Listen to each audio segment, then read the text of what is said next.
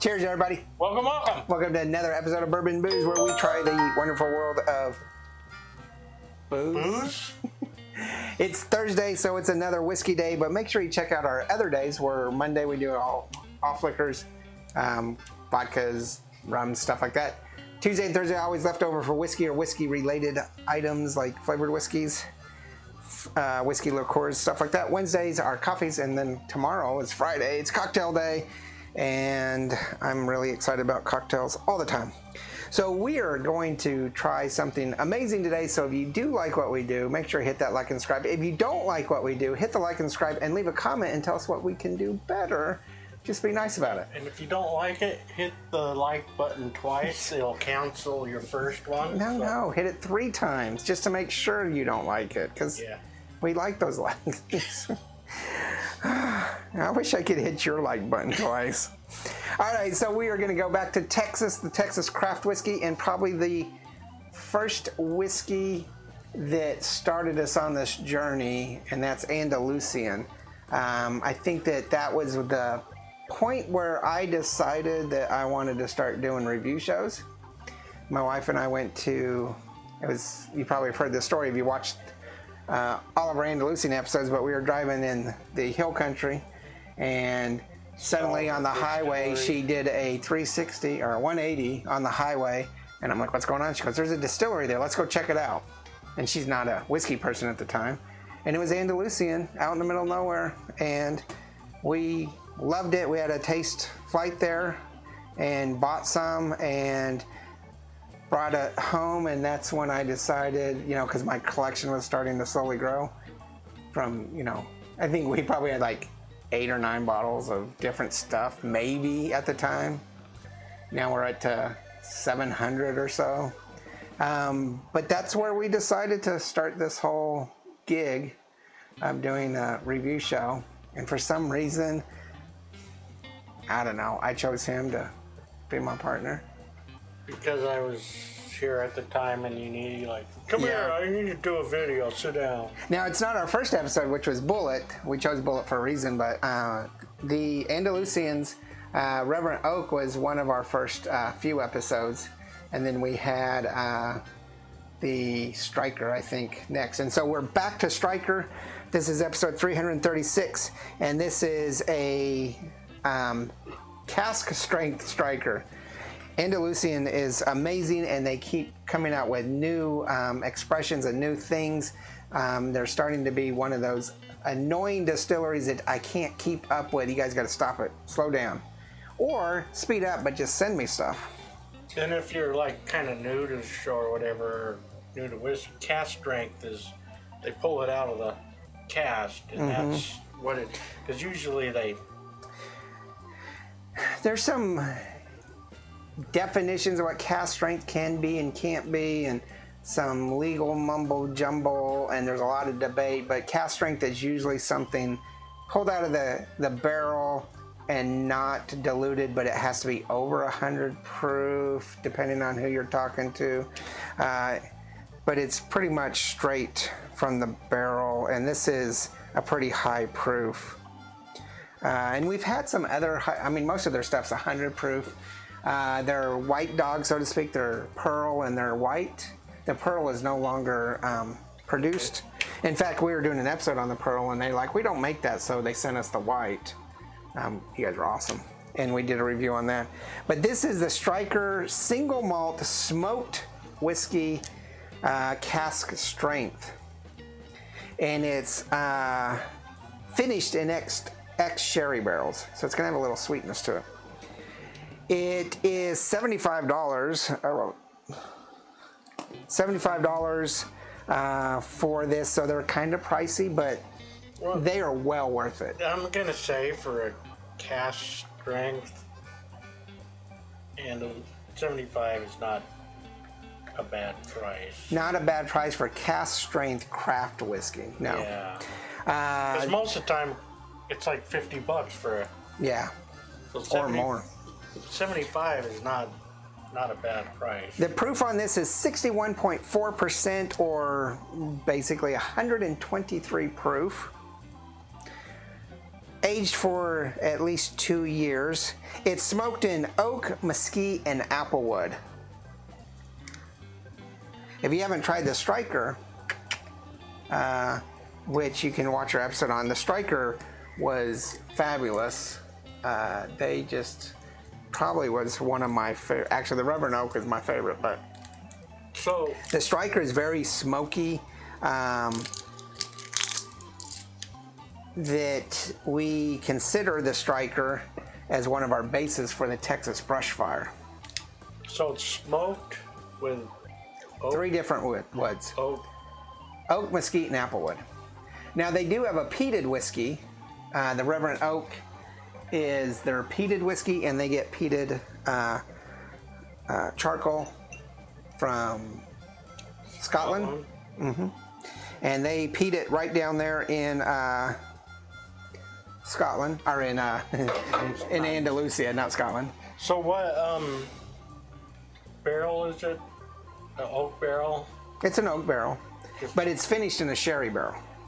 Okay. There's a lot going on with this whiskey. There's a lot going on with this table. Why is there a glass hiding behind this wall?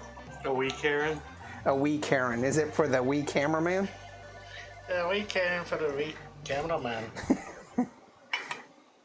The wee cameraman's like, gimme, gimme, gimme.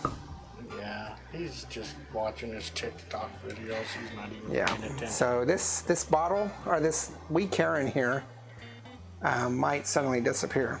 All right, so at $75, obviously this is a 1 barrel on cost. Quite expensive.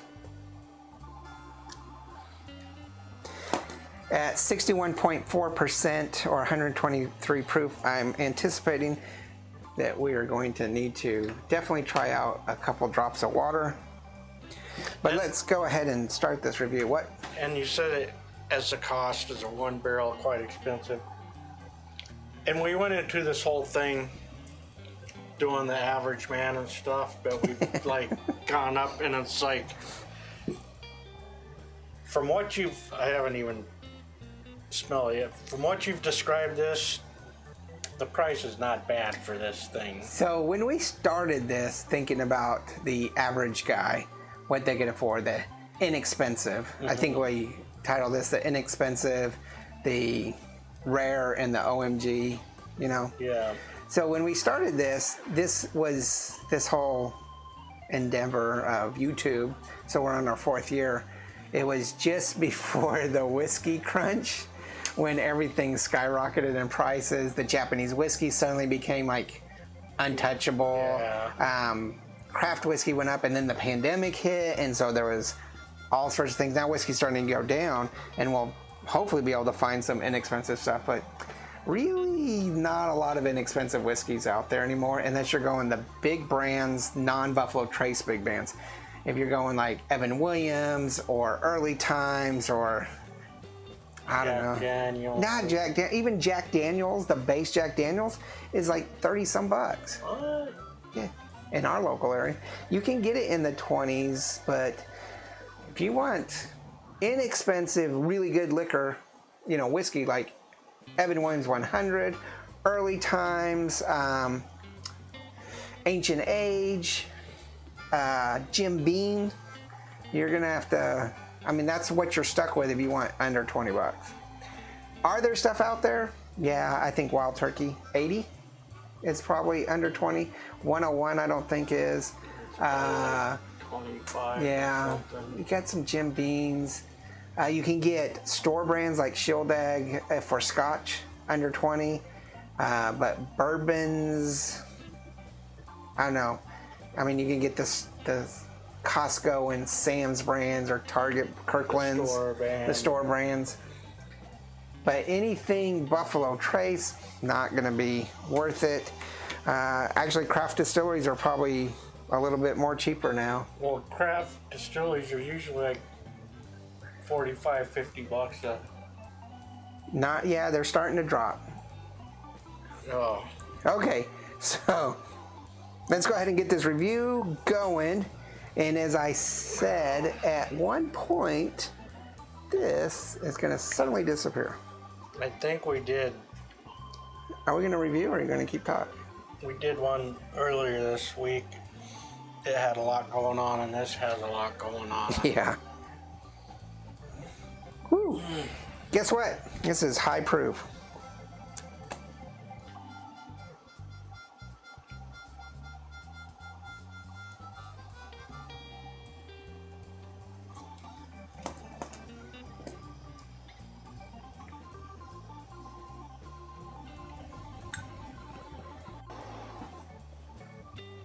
Okay. Where'd that go?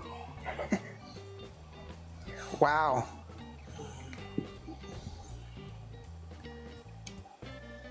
I don't know that I've actually had this. And that's, I think Cody, Alex, possibly my wife, and I did a run to pick this up because I reserved it. This and their,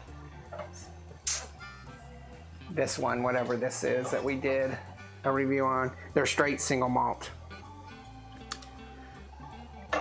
So I don't know if I had this while I was there, but this thing is amazing. Is this what I gave you? I brought a bottle back for you? Or was it that single malt over there? It might have been the Stryker. I don't know.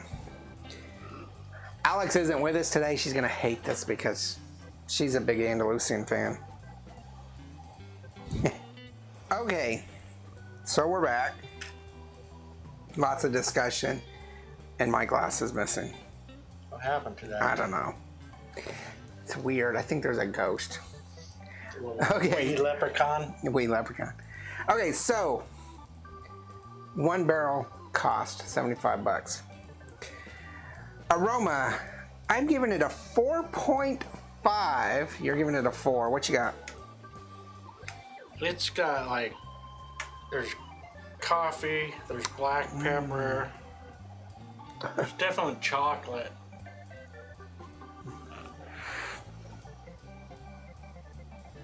I got a little bit. Okay. So I normally have this runner below us listing everything, and sometimes I don't have enough room. And this is going to be one of those cases. So I'll list the highlights below, but you're going to have to pay attention to everything else. Go ahead. Coffee, chocolate. Tobacco, there's a little bit of tobacco in there. Black pepper. Okay. Did I say chocolate? Mm-hmm. Toffee, a little bit of like... Just a smorgasbord of everything that's... Yeah, dried fruit. You can taste the wood in there. Okay. The barrel, or the smell of the barrel. And pretty much the flavor is the same as the aroma, I think. So on the aroma, I agree with nearly everything you say. Not necessarily the chocolate, but I can see that. I mean, I like all your other descriptors. They've definitely come out. I'm going to include a dark cherry and malt. And then the smoke on this... I put the dried fruit in there. Okay. Like, the smoke on this is pretty complex. It's not... Now, flavor is different. But the smoke on this is very complex. I'm getting that smokiness, but not really identifying whether it's the mesquite or the oak or the applewood or a peat or whatever. It's just a nice Texas barbecue smoke that's undefined. Flavor is completely different. well, that's the thing is, like, if you tell me this was... I mean, you did, but if you didn't tell me it was smoked, it's very, very subtle in the background. Mm-hmm. It's not like a scotch or something. Right. It's very similar to Brimstone from Balcones, just more complex and cohesive and less definitive as Brimstone. But let's go ahead and look at their 100 proof.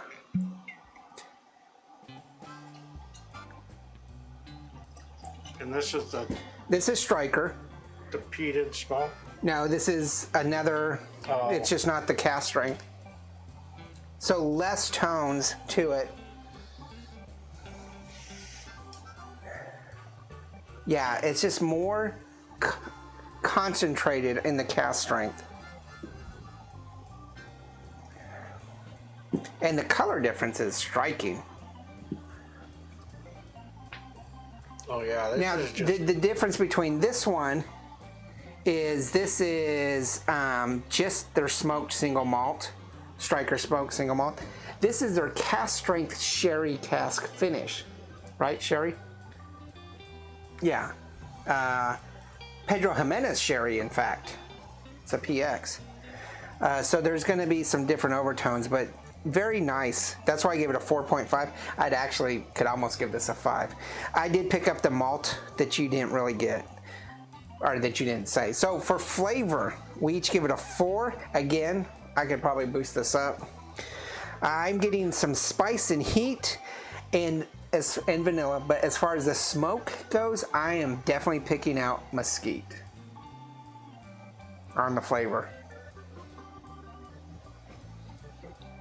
I think the mesquite is much more defined than the oak and the oh yeah. Now that you said that, and I applewood. put a couple drops of water in there now, and So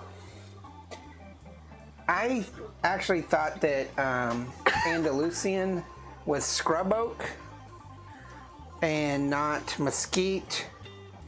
And this is a combination. This doesn't really say this version here.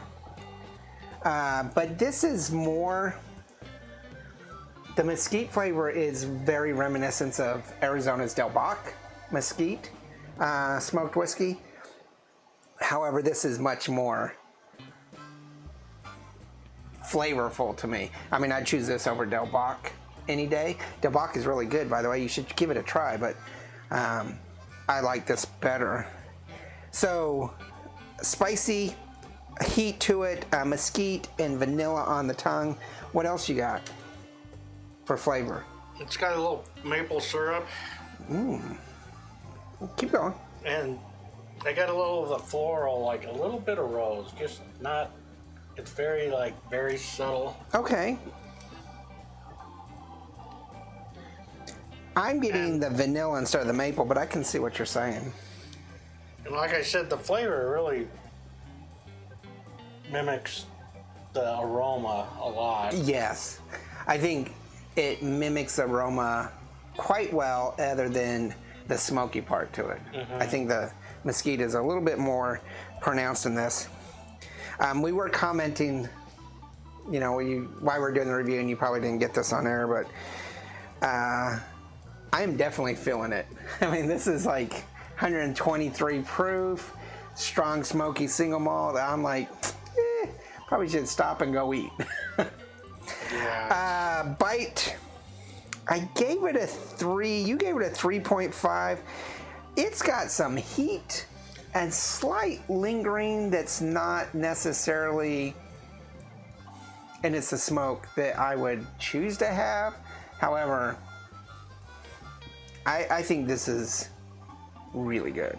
And I'm going into it is that I know that it's 120. So if It's you gave it 123.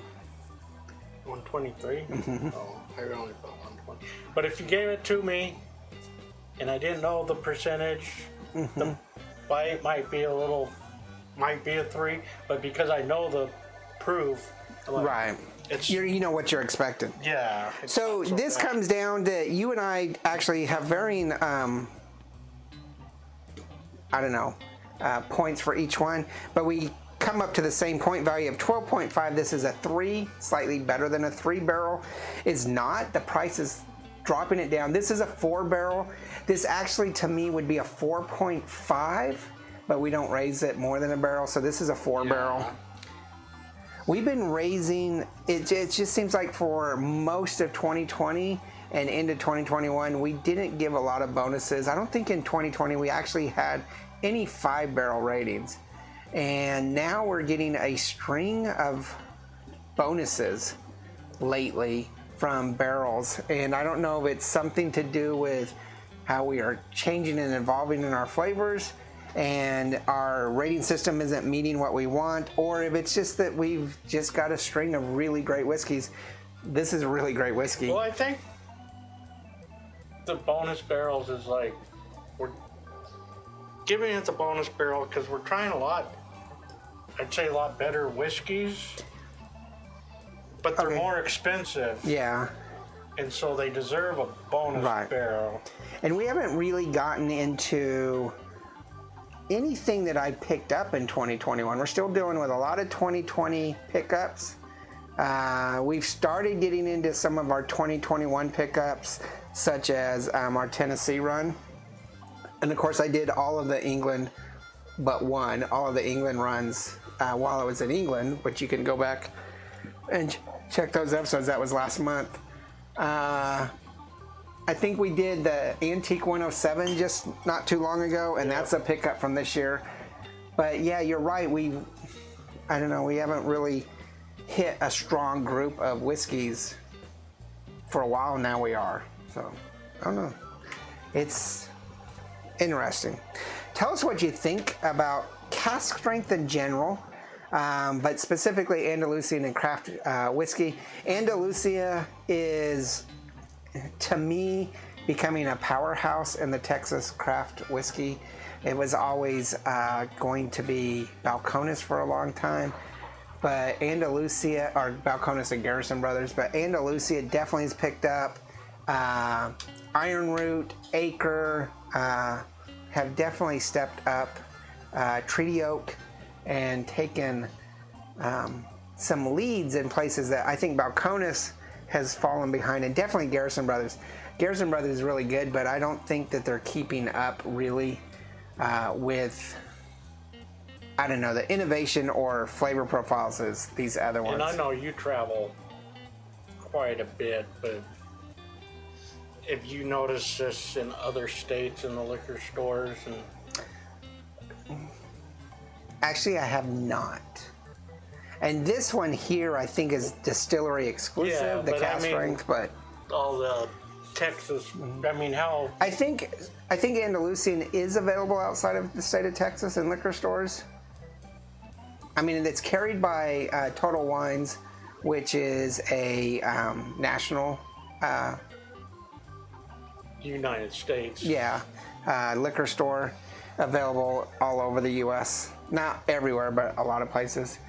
Yeah, I don't know if it's really available outside of the U.S. This, I think, is definitely a distillery exclusive. And unfortunately, Andalusia, which is in the heart of Texas craft whiskey, you know, down in the hill country, you have Treaty Oak and Garrison Brothers and Millam and Green and Crowded Barrel and Austin Still. You have all these really great whiskey or distilleries down there, but it is pretty much in the middle of nowhere, just outside of Austin, Fredericksburg area, Llano, Texas, Llano. Oh no, tell us what you think. Make sure you do visit them if you ever get a chance. Great place to be. I think I've been there 3 or 4 times, and they just came out with something new, and I'm like, I need to buy it, but I don't know. Got to check with Alex because she's always up for a run to Andalusia. It's a full day for us. Down there, back, maybe stop at Balcones, but all right. So tell us what you think. Leave a comment down below if you've tried this. What is your feelings about Andalusia's Stryker and their single malt, if you've got it, or their cask strength, but definitely their Stryker. What's your favorite smoked American whiskey?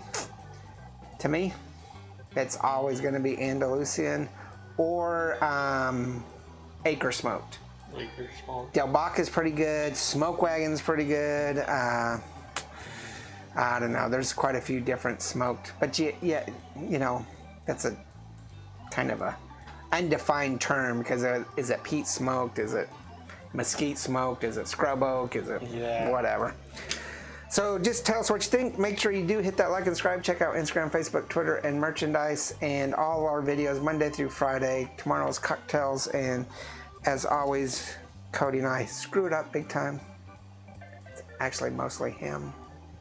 No, it's always me, but make sure you check that out. Remember, there's no bad whiskey. There's only good whiskey and great whiskey. And this is great whiskey. This is great whiskey. This is a 4-barrel that should be a 5-barrel. Yeah. Cheers. Laters.